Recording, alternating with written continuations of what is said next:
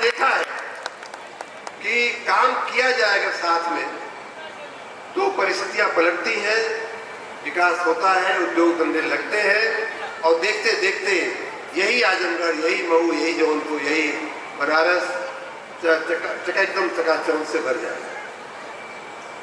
एक हमारे गुरुजी थे तो वो एक बड़ा रोचक किस्सा मुझे एक बार उन्होंने सुनाया था।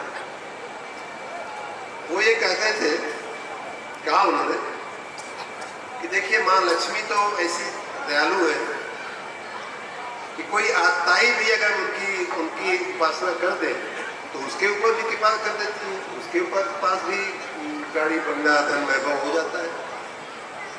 तो इसका एक किस्सा सुनाते हैं और किस्सा ये है कि एक बार माँ लक्ष्मी ने भगवान विष्णु से कहा कि भाई देखिए हमारी तो जो संतान, सभी संतान है हमारी, और जो मुझे मन से वो कर देगा, ध्यान कर देगा, मैं तो उसके ऊपर कृपा कर सकती हूँ, चाहे वो कुछ भी करता हो, लोगों के साथ दुर्व्यवहार करता हो, लोगों की फिरौती मांगता हो, लोगों का कत्लेआम करता हो, हत्या करता हो, स्मगलिंग करता हो, तो भी मैं उसके ऊपर कृपा करूंगी और मैं तो उसके घर चली जाऊंगी, उसके परिवार में मैं तो वास करूंगी। तो विष्णु जी बड़ा चिंता में पड़ गए कि ये तो बात तो इनकी आदि सही भी है, लेकिन अगर ऐसी व्यवस्था बन गई तो बड़ी समस्या हो जाएगी समाज में। माँ लक्ष्मी जिसके घर में साक्षात पहुंच जाएगी उसको फिर कौन पराजित कर सकता है, कौन रोक सकता है आगे बढ़ने से। तो भगवान ने कहा कि अच्छा ऐसा है कि आप जाइए, आपका सभी संतान है, आप उनसे द्रवित होकर के जाएंगे तो कोई रोक तो नहीं सकता, मना तो नहीं कर सकता। बच्चों को वरदान देना हमारा काम है, आपका काम है।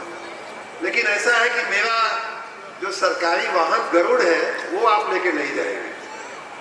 तो माँ ने कहा क्यों मैं लेके नहीं जा, नहीं वो ऐसे लोगों के यहाँ जाने लायक के लिए गरुड़ नहीं है। तो क्या होगा फिर? तो ऐसा है कि आप अपना एक वाहन की अलग व्यवस्था कर लीजिए। तो वाहन क्या है मालूम है आपको?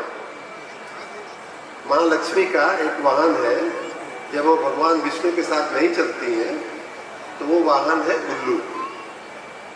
तो माँ लक्ष्मी आपको दिखता होगा, उल्लू का मतलब ये है कि छोटी दृष्टि से अगर हम देखें, शॉर्ट टर्म जिसको कहते हैं, तुरंत की बात अगर हम सोचें तो ऐसा लगता है तो ये अत्याचार करने वालों के पास भी पैसा है, उनके पास भी गाड़ी है, उनके पास भी समाज में बड़ा उनकी भी बड़ी प्रतिष्ठा है। तो फिर अच्छे में और बुरे में फर्क क्या है? आपके में और के गुंडे में फर्क क्या है? एक अग्रवाल में, एक वैश्य में जो सुबह से शाम तक अपनी दुकान चला करके अपनी आजीविका एक एक पैसा बचा करके अपना एक एक हिसाब जोड़ करके जो धन कमाता है, और एक दूसरा आदमी जो किसी की हत्या करके उसकी जमीन कब्जा कर लेता है, उसकी मोटरसाइकिल छीन लेता है, उसकी कार चुरा लेता है, उसके बच्चे की अपहरण कर लेता है, उसके में और आप में फर्क क्या है? फर्क ये है कि उसके घर माँ लक्ष्मी उल्लू पे आती है, आपके घर जब आती है तो भगवान विष्णु के साथ आती है, गरुड़ पे बैठ के आती है। और उस लक्ष्मी को श्री कहा जाता है, श्री। और जिस श्री यंत्र की या श्री नाथ की आप जो पूजा करती हैं वो श्री है। तो आपके पास लक्ष्मी भी है और आपके पास श्रेष्ठता भी है, आपके पास श्री भी है। आप सबको मैं इस अवसर पे बहुत बहुत बधाई देता हूँ, आप सबकी स्तुति करता हूँ, अभिनंदन करता हूँ।